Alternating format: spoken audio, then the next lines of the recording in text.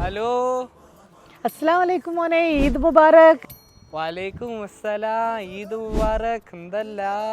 എടാ ഇന്ന് അനക്കല്ലേ ഈദ്, നാളാണെടാ നമുക്ക് ഇവിടെ പെരുന്നാള്. ശരിയാണല്ലോ, നിങ്ങൾക്ക് നാളെ അല്ലേ പെരുന്നാള്?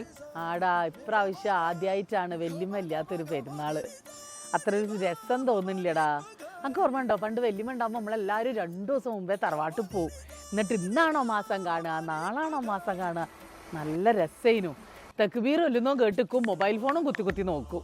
ചെരുപ്പും കുപ്പായൊക്കെ എടുത്തിട്ട് എല്ലാവരും കൂടിയുള്ള ആ ഫാൻസിയിലേക്ക് പോക്കും, മാച്ച് ഒപ്പിച്ചുള്ള വളയും മാലയും വാങ്ങലും. ഒരു പ്രാവശ്യം ദജ്ജാൽ ഈ കരഞ്ഞു കൂടി നമ്മളെ കൂടെ ഫാൻസിയിലേക്ക് വന്നിക്കുന്നു. എന്ത് രസേനില്ലേ ആ സമയത്തൊക്കെ. എല്ലോനെ ഈ എന്താ ഉണ്ടാക്കിയെന്ന് പെരുന്നാളിന്? ബിരിയാണി വെച്ചിക്കുന്നോ? ഇതില്ല ഹയറ്.